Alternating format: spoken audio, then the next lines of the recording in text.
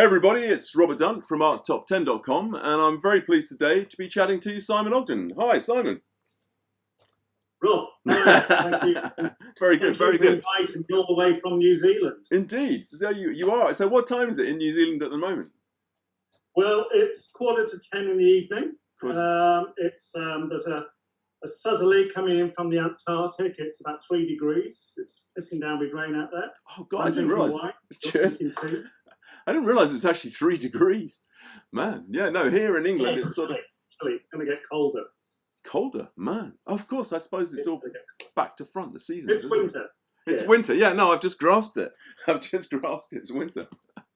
Yeah, I mean, I was in the sitting room and there's a big fire burning there. Oh. But as you know, the computer wasn't working there, so here we are in the studio. As ever, those things always happen. Now, I mean, Graham said to me, I know it's not entirely true, Graham Crowley, that you went off to New Zealand, he claims, on a boat and never came back. I don't think that's entirely true, but is there any truth in it? I planned to come back from New Zealand on a boat after being there for 3 years. I took my boat masters. Okay. I thought, well, it'd be a good idea in my 20s to buy a yacht and sail back to the UK, the Mediterranean. Nice. No, I came out here on a plane in 1983, worked here for 6 months here in Sydney and in Central Australia, and then went back to London, and I was road sweeping. I had a road sweeping, just so somebody trying to get in. I had a road sweeping job down the Strand and early morning shift, and I was invited by letter to apply for a job here at the university. And I applied and got it. So I came out here in 1984 and then had children and never came back. Never came back? Is that? Well, I mean, I'd come back often, but never came back to live. Yeah, yeah. And so, were you always into art? Was that what you always wanted to do? Yeah, I mean, my father used to paint. Okay. He was a male nurse, and he would have gone to art school if he'd been able to, but that period, post-war, late war, post-war, wasn't enough money, wasn't able to do it, so he always used to go out making watercolours of the landscape whenever he had time. And I remember when I was 4 years old going out with him and, in Morecambe Bay and places like that when we were living up there in the northwest, and making drawings and paintings with Dad. In fact, I was a very good child. Yeah.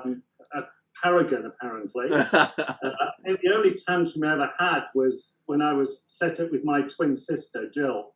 Oh, right. A photograph in the front garden with Dad's easel and his wooden palette, and he wouldn't put me paint on the palette for me, and I had a tizzy.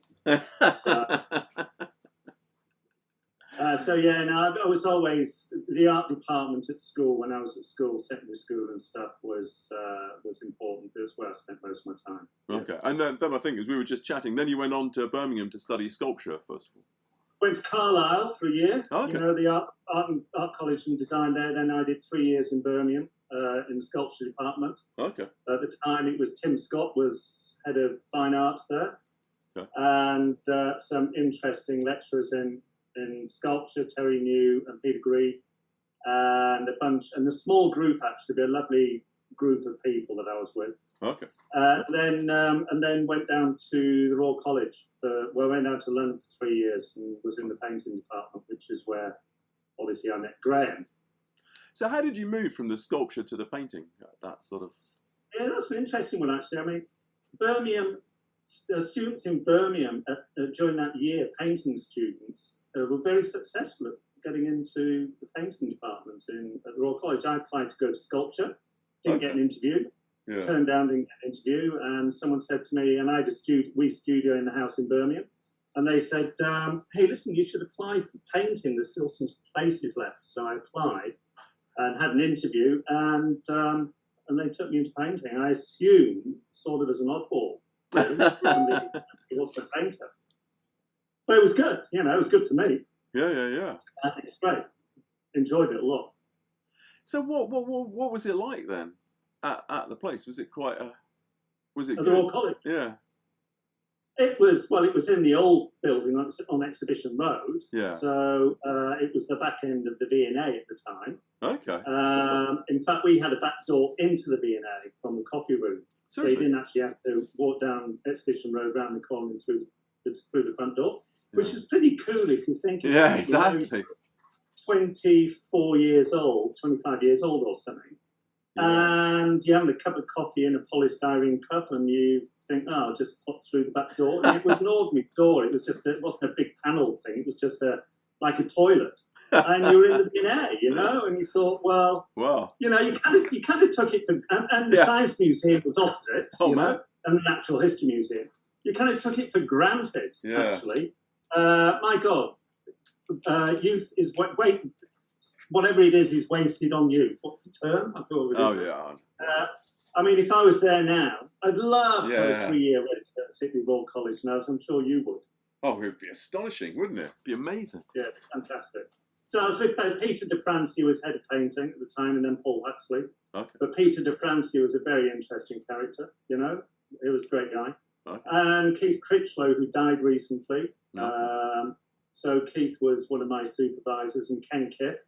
Ken Kiff. Very interesting having Ken, because my work has a sort of I deal with narrative, not like Ken, but in a similar sort of strain. And I have a few of Ken's works around the house, some engravings and stuff. Yeah, lovely works. Wake up every morning looking at one. Oh man, that'd be a mind blower. Yeah, because I've done all these films on Ken Kiff. I don't know if you.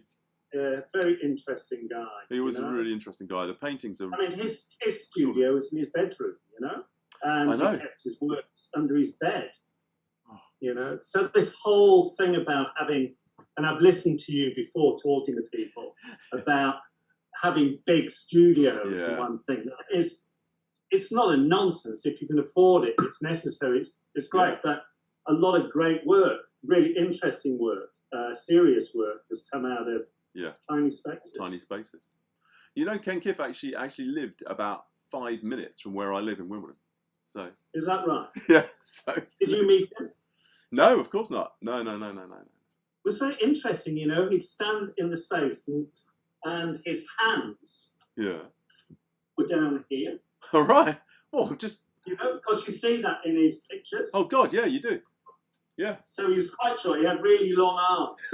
and he was very quiet. Yeah, no, I can imagine.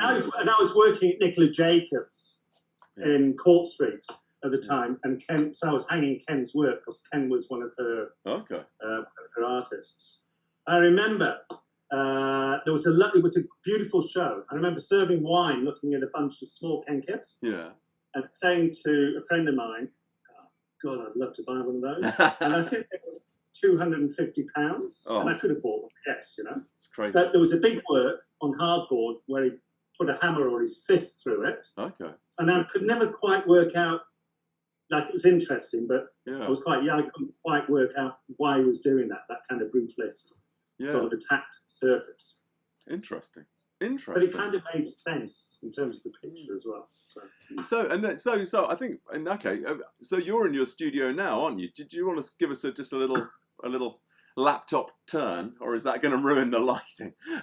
I'd love to do that. I can do as much. The thing is that this is a kind of static. Oh, desktop. That's why I had everything on the laptop. Yeah, no, I know. Yeah, anyway, I can turn it. Even a little rotation is good. Oh, you can kind of get a view of the studio. It actually looks quite a lot bigger in the photograph than it is in reality. Okay. But down here... Yeah. Oh, yeah. Here, okay. Yeah. You can see linoleum work. So at the moment, there's about 85 works on the go. 85, man. Yeah, well, it's been locked down, and I've got a show coming up in Wellington in September, and it's a show of paintings. Okay. So there's some paintings around. Yeah, I can see the paintings around as well. The Turks, I work with a lot of Turks. Okay. And it gets to a point in here where there's just too much Turks, and stuff's got to dry, so it goes on the wall, and then I keep working, and I work with linoleum as well. Okay. Which is in laying stuff, And I've got the linoleum working here. I can go and grab one in a minute. Yeah. Working with linoleum is quite an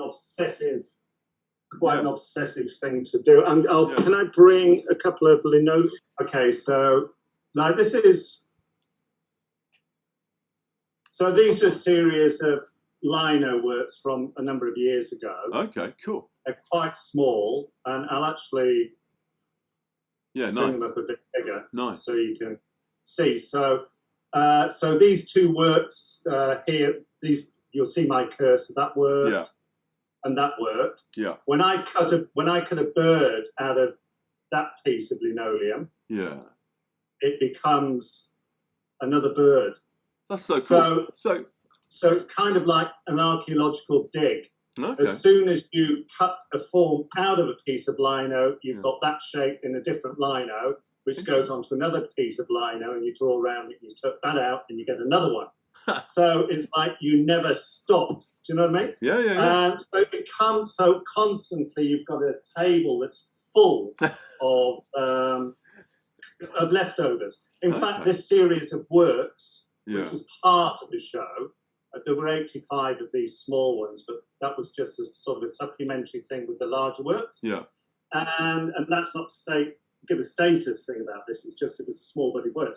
Yeah. And this body of work was called "If You Don't Eat Your Leftovers, You Won't Get Any Pudding." So it was kind of about not wasting anything. Okay. Interesting. So when I work with linoleum, it's a very, very full-on and continual sort of process of making pictures. Sure. Linoleum literally is that stuff you tile floors with, is it? Is that right? Or? Not tile. It used to be. Most people would recognise linoleum. Most people would have lived with it at some point. Yeah, no, that's what I got. Though ironically, I tell you, my worst Christmas present. I lived with linoleum, but prior to using it, I wasn't aware of it, and the worst Christmas present you could buy me was a jigsaw. I hate jigsaws, and now I spend my life cutting out thousands of pieces and putting them back together again. So it's kind of a little bit bizarre. Highway. So this work here was in a show. Let's get rid of that one. Oh, nice. Moment. So this work here is a 3 meter by 1 meter work, and it's called Highway 285. Okay. Heading north. Yeah. And so I was in Santa Fe a couple of years ago, and I was driving to Taos. Okay. To the indigenous settlement in Taos. And this is so travel. They're not illustrations of, but they have a sense of, Yeah. And I've made a lot of Mexican landscapes, having never been to Mexico. Oh, nice. And this is a work in 3 chapters. Chapter 1, Chapter 2, Chapter 3. The first chapter is called The Duck Hide. Okay. The middle one's called The Seduction. Okay. And the last one is called The Body. Interesting. I guess it's a matter of finding the duck in the first one. Can you see it by any chance? I can't see it. Is it sort of? Oh, there. Yeah. Is that where your cursor is? Here on the left. Yeah. Can you see that? Yeah. So that's from a decoy, a duck decoy. Oh, really? So that's the duck hide. Oh, that's quite cool. This, of course. The second one is the seduction, which is fairly obvious. Yeah. It's sort of an erotic. Yeah. And the third one is the body. Oh, right. Nice. Yeah. And if you go in close, you'll see the sort of. Let's have a look. It's not as high resolution as I was hoping, to be really honest. Yeah. You can see the different linoleums in there. So I've got a wide range of. I've got a massive amount of linoleum actually in drawers. And storage. So how do you get the colour? Is the colour different linoleums, or is that painted on? I've added no colour at all. The only colour I have added is I painted. There's a bit of lacquer over in there. That moon on the top left. Okay. A couple of other places. Otherwise, it is just linoleum. It's just the way it is. You know? Oh, I see. So the patterns, like the flowers and things, that's the patterned linoleum. Yeah. That's really cool. So, like on this right-hand panel, you'll see in there that sort of very rich. And that's linoleum that I got from Mississippi area last year. Oh, right. And it's a linoleum that you think, oh my God, how am I going to deal with that? You know? It's just so, I'm trying to find a piece of it here. It's just so full on that you don't know. Oh, wow, that's the actual thing itself. Cool. Yeah, so that's... Yeah, so you can see the scale of it. There's mine. Yeah. What are you going to do with it? What am I going to do with this? No, I mean, I can see you think to yourself, what can I do with it? Yeah, what am I going to do with it? Yeah, you've got 10 metres of it. And you think, Christ, well, you know, you've got to store it. And, you know? So, right, okay, what am I going to do with that? It's actually really interesting. It takes a while to get used to a particular kind of pattern. I bet. So you'll notice that the underlying pattern for this is a grid. Yeah. And it's quite neutral. So it's easy to put things in and out of it. But if the whole thing was 3 or 4 meters of this, and it would be very, very busy. Yeah. You know? Yeah. I'll show you another work, Rob. So how did you start? How did you start using the linoleum? I can't say. How did I start using the linoleum? Yeah. I had been. I'd had a residency in. I'd had a residency in Melbourne. Okay. Called the Dunmucham Foundation, and I'd started in laying plywood. Okay. And when I got back, I couldn't get the thin plywood that you could cut with a Stanley knife. Okay. I was painting plywood with gouache paint in the heat in Australia. Oh, right. Interesting. Beautiful surface. Yeah.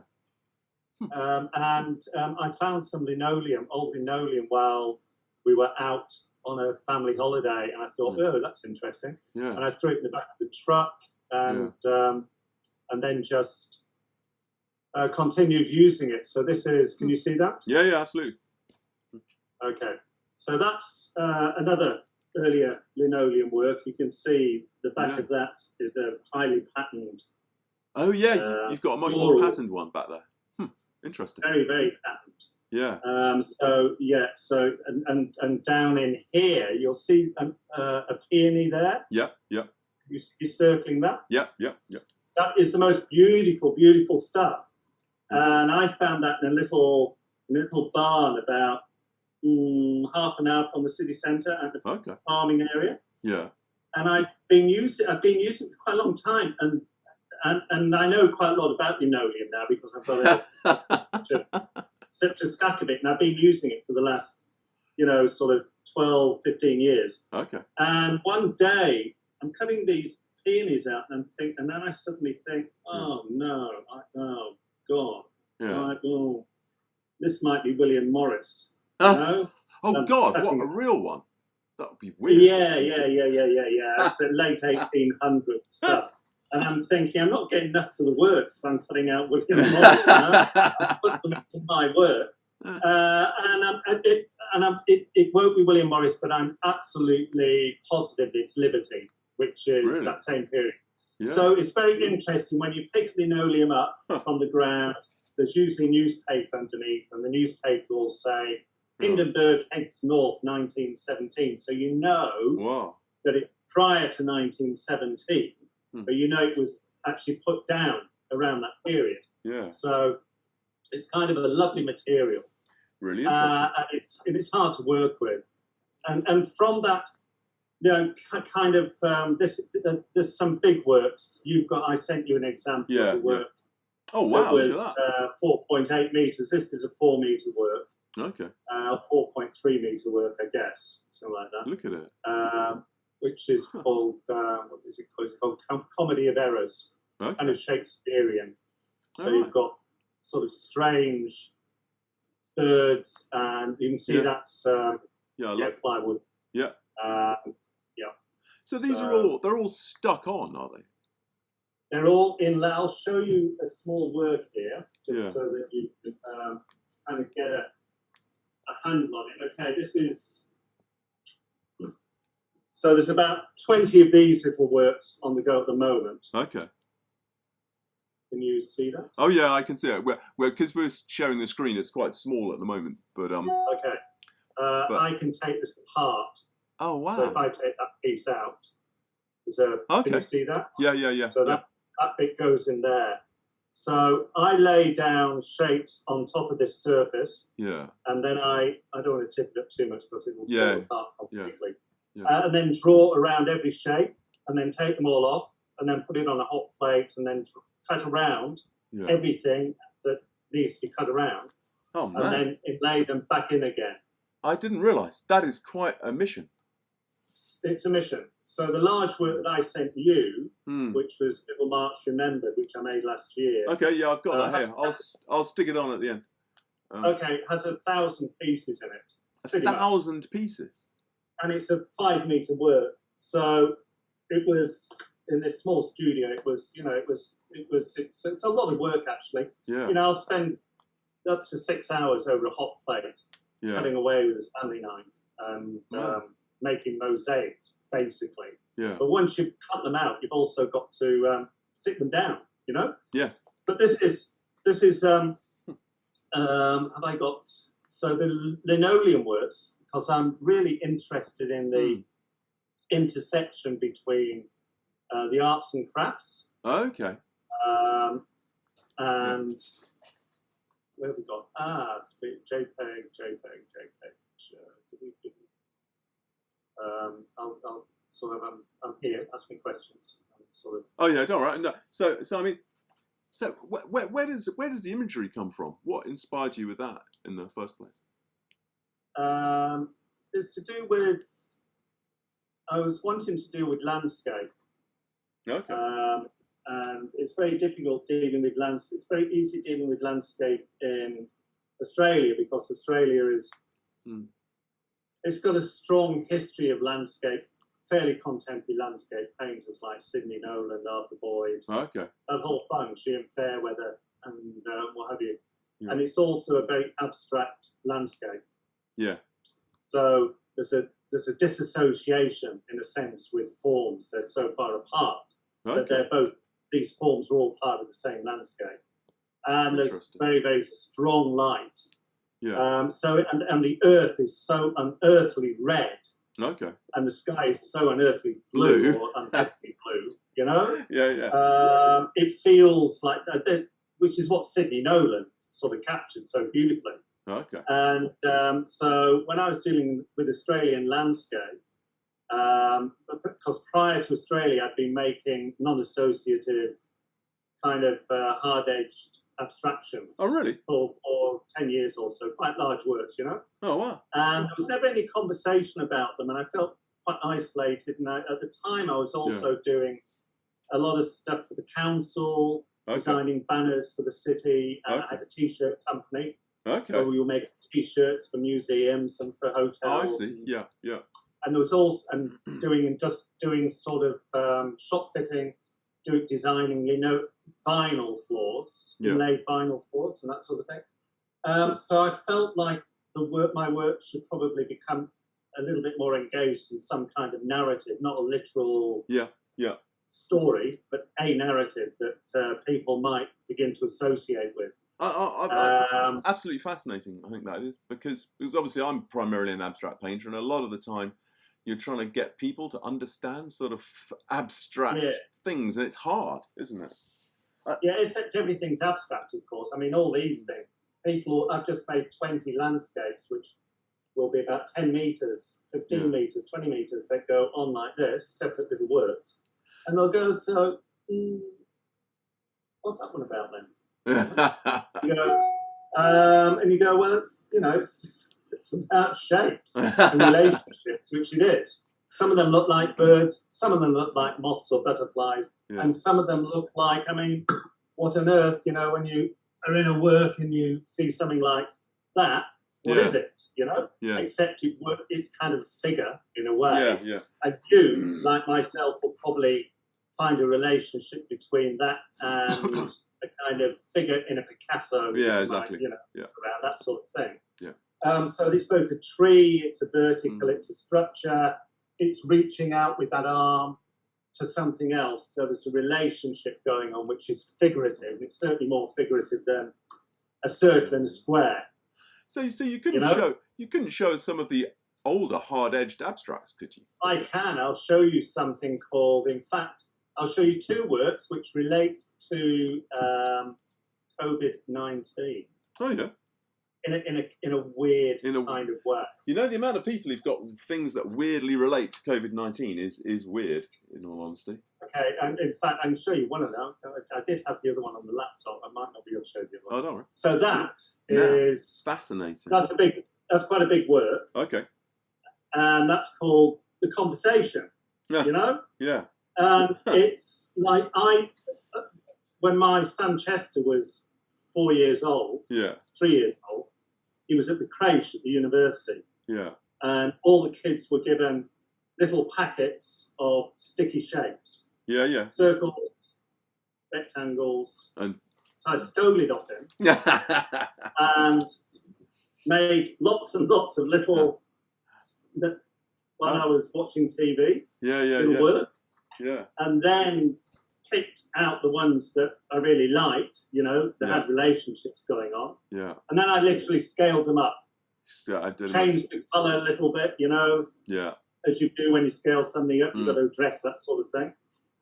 So this is called A Conversation. And this for me, actually, I mean, this is actually quite witty and it is quite figurative. It is. You know, once you give it a title anyway, it's just sort of something talking to a rectangle. Someone talking to part of the David Smith, probably. Yeah. Whereas these are still abstract, you know, but in a different sort of way, I guess, you know, a little bit more accessible. So how long did you paint those hard-edged abstracts for? You said 10, 12 years. Interesting. Something like that. Yeah, and I've thought about going. So this is a later one. This is a big work. Okay. A big work, not huge, but it's quite big. Yeah. And this comes up. There we go. Oh wow. This one kind of intersects the linoleum works with. Because I was making linoleums at this time. So these were a series of works that we're using, which are collage. Yeah, so it is. There's, you know, you can see that there's sucking in there. Yeah. And there's canvas which is pasted on. It's been pre-painted. And then the surface has also been painted and drawn on. So these were a series of works which, but you know, that last work we looked at, the circle was so circular and so sharp. Yeah. And the thing with a circle is that it's such a powerful form, you can't get out of it. It is what it is. Yeah. It's a sun, or it's an eye, it's a pupil, or it's a, you know, it's a... Exactly. But with these are hand cut. It's a circle, but it's got an organic edge. It's got that. It's much softer. It has much more of a conversation with other things because of that, you know. I was actually talking about why it's got a conversation with honey. You know, but it does. It has more of a dialogue going on between the other forms. And so this one's called Flycatcher, which because it feels quite exotic. Yeah. So the titles are often, they come at the end, never at the beginning. But I really enjoy finding titles for images. Yeah. You know? So your current oil paintings, do they relate at all to these older ones, or are they? Yeah, they do. And boy, if I got one here, I can show you. Yeah. One of the recent ones. Yeah. Okay, it's not the one I wanted to show really. Oh, wait a minute. Here we go. Okay, nice. Okay, so there we go. Oh, fascinating. So that is a recent work. Now you can obviously see the connection between the linos because I've literally drawn around one of the pieces out of the linoleum. Oh, yeah.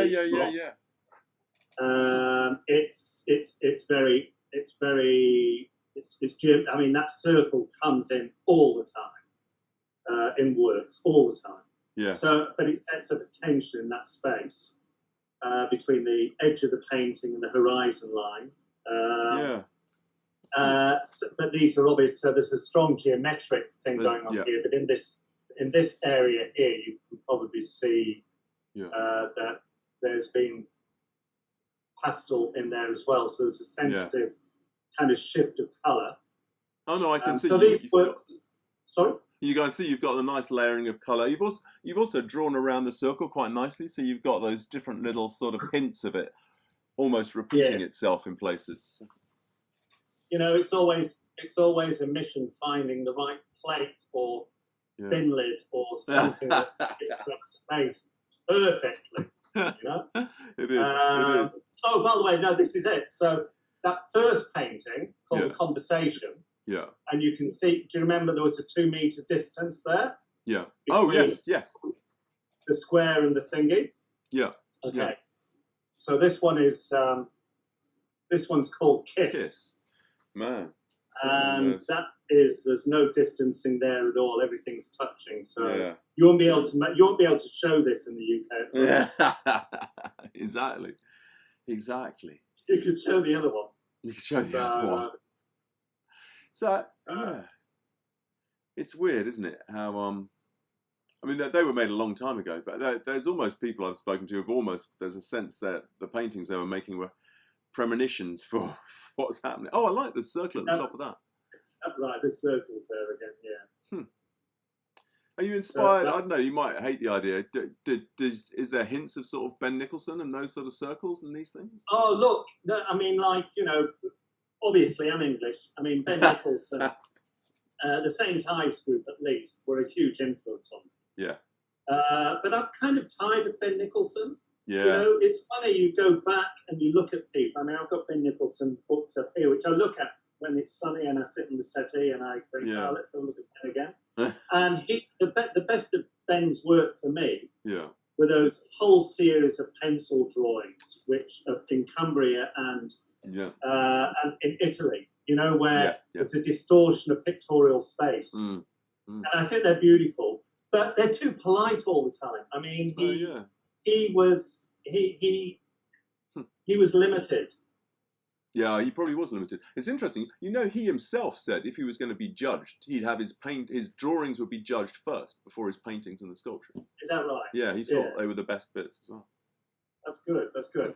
But someone like, you know, Patrick Heron is a continual revelation. You know, I often bring Patrick Heron out, and there's a wonderful photograph of Patrick Heron at the Venice Biennale with kicking at work that's his legs out. He looks like the funny walks thing in Monty Python, you know, where he's disdain. He just thinks, oh, fuck it, you know, this is and this is a work which is sort of, you could say Ben Nicholson and various other things. I mean, certainly.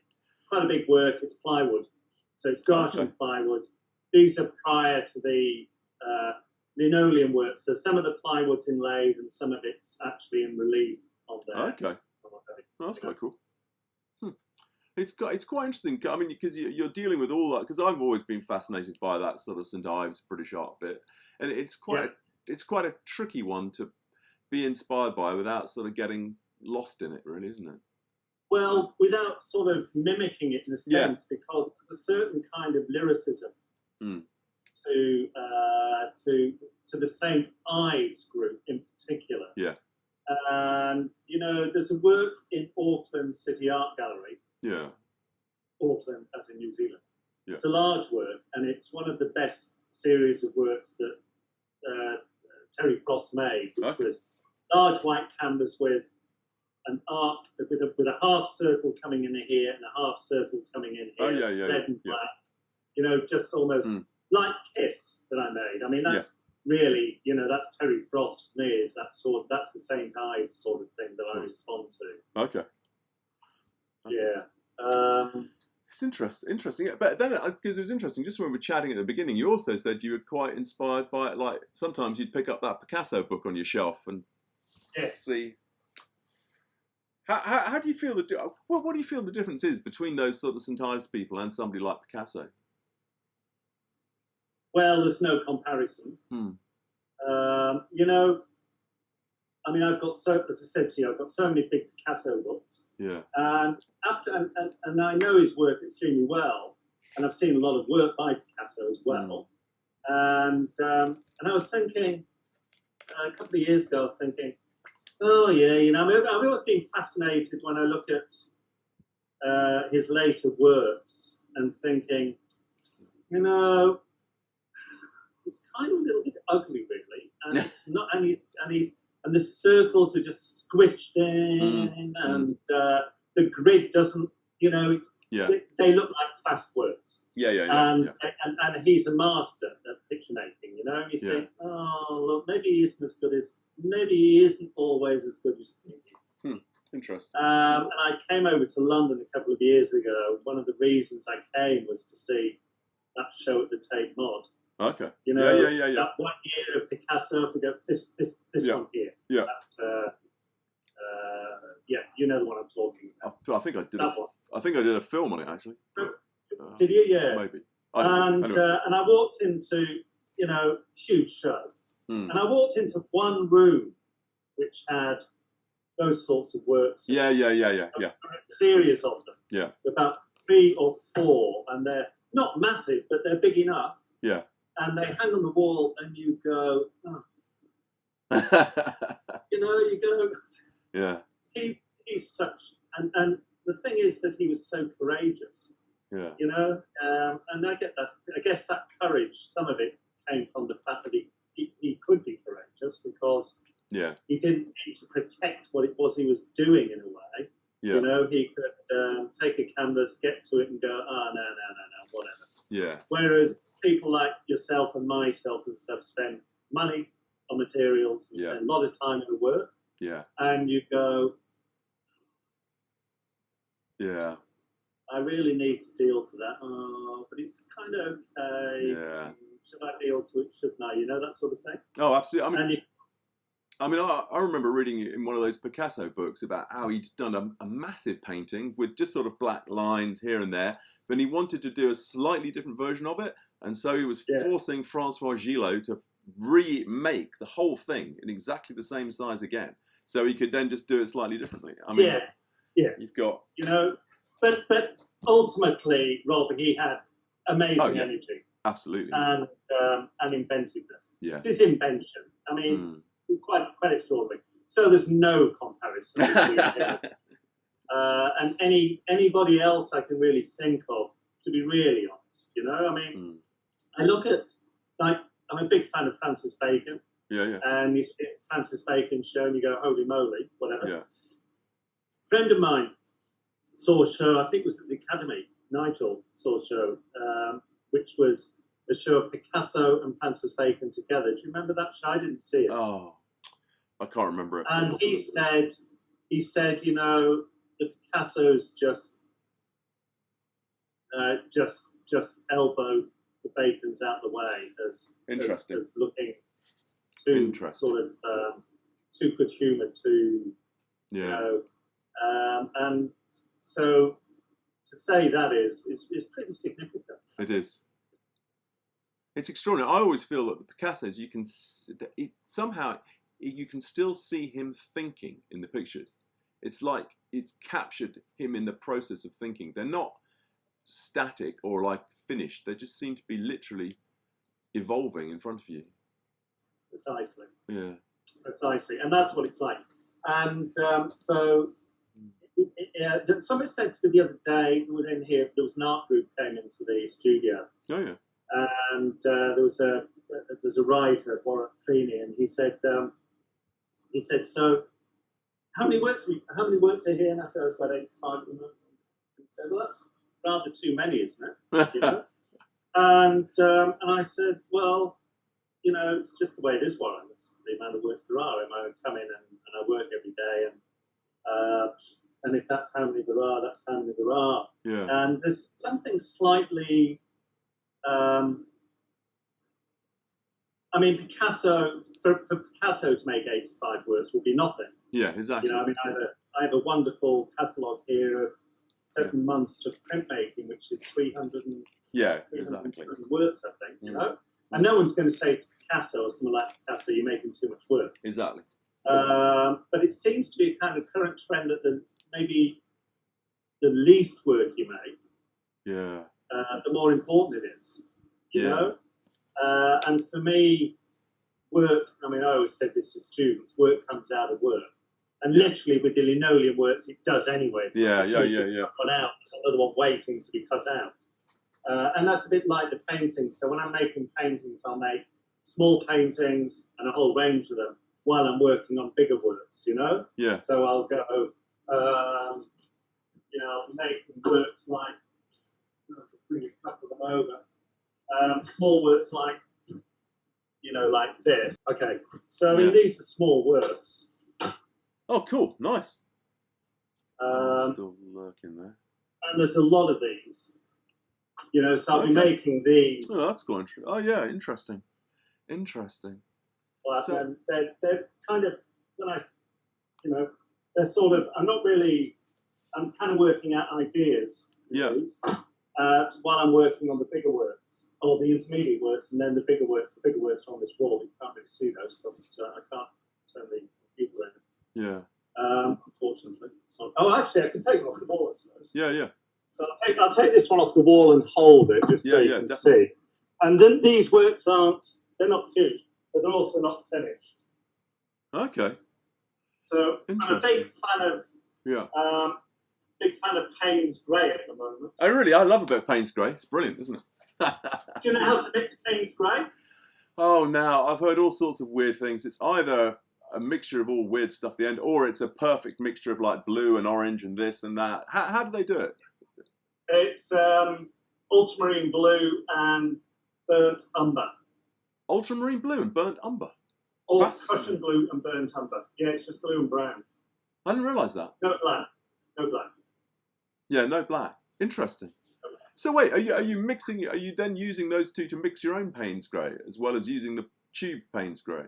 Well, no, it was COVID. It was closed down. I ran out of Payne's Grey. Oh, right. So then I ran out of ultramarine blue and brown. and then I had to order in from an art shop, and it took 3 weeks. That's when I started making linos, actually. Yeah.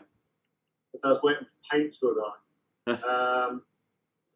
So that's one work. And then there's kind of another work on the go here as well. I mean, there's a number of works on the go, and I'm not happy with this one, so I'm not sure what's going to happen with this one at all, to be honest. But, that's got a bit of a Picasso-y vibe to it for me.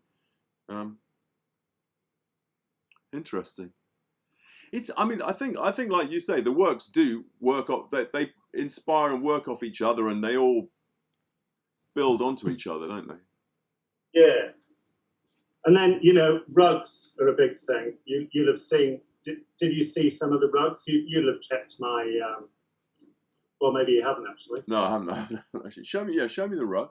So rugs. Oh, cool, nice. I like it. So those are 3 erotic rugs. They're about. So those are a la William Morris. I was sitting in the staff club at the university talking to an old dude he was very conservative. Yeah. Sitting in a rolled-armed armchair. They'd just done the North Lounge with William Morris wallpaper and textiles. And Richard was going, and I was kind of zoned on the textile. And I mean, I know William Morris's work really well, but I was just looking at it thinking, oh, look at that, that's so erotic. I mean, sitting, they're flowers, stamens, open, the whole thing. Yeah. And I mentioned that to Richard. I said, Richard, and he went, what? So I made a series of small erotic lino works called the 9 Graces, and then funded the making of the rugs. Okay, nice. So these are about 2.4 meters high and 1,300 wide. They're hand-tufted, handmade rugs. They're really cool, actually. Thank you. And then this was another rug. Oh, wow. Big rug. And you can kind of see the back. You can see the tufting. So these are from Oh, wow. the linoleum works. Yeah. Oh, that's quite extraordinary, that rug. And then we've got this one, which is 7.2 meters by 2.4 meters. It's big. It's 4 panels. Okay. So that's me standing in front of them. Yeah. That's very cool. and this rug here, which is called Blue Moon, which is 2.2 by 2.2. You can see the floor down there. Yeah. So there's something nice about, there's something kind of ironic, because the show was called Floor Wall, Floor Wall. There was something kind of ironic about taking line off the floor. Oh, lovely. Making it into works to go on the wall. And then making rugs that should go on the floor but go back on the wall. So, you know, it was that sort of... That's really cool. And so have people then bought the rugs to put on the floor? Just... some of them have got them on the floor. I mean, like one lady bought a 4-meter linoleum work and inlaid it back in her floor. Really? So, that's bizarre. You know. Interesting. Really good.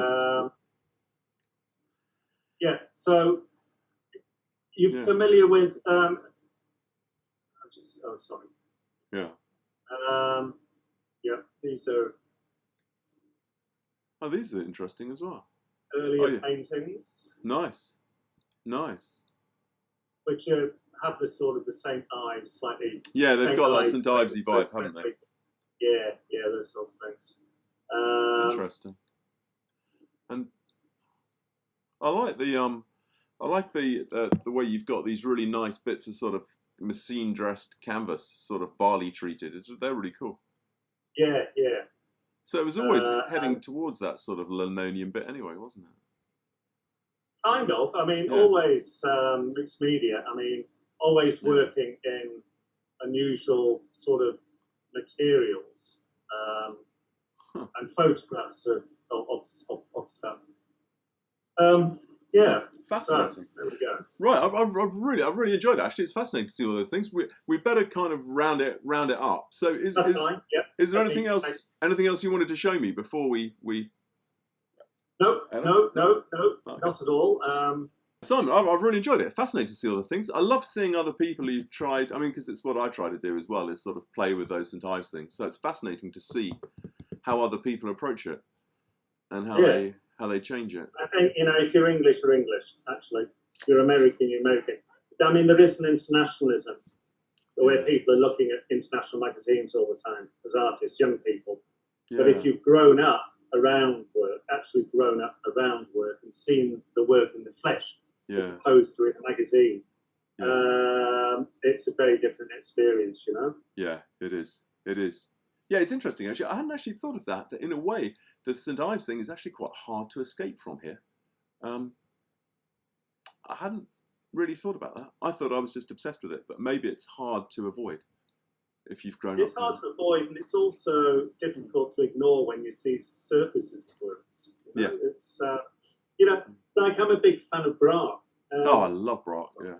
You know, you see a Braque in the flesh, and it's not this big or that big. It's that big.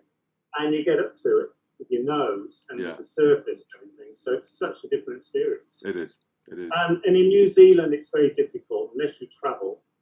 Oh, of course. You don't see that sort of stuff. Yeah. You're not going to see it easily, are you? No. Interesting. Well, I've absolutely loved chatting. It must be getting later for you there now and colder. So Good. It was a nice break, Rob. Lovely to be invited back to the UK. Virtually. It was nice to be invited to New Zealand. So thank you very much, Simon. Absolutely brilliant. Okay. I've loved it. We'll be in touch. Rob. Rob. Cheers, man. Okay. Bye. Bye.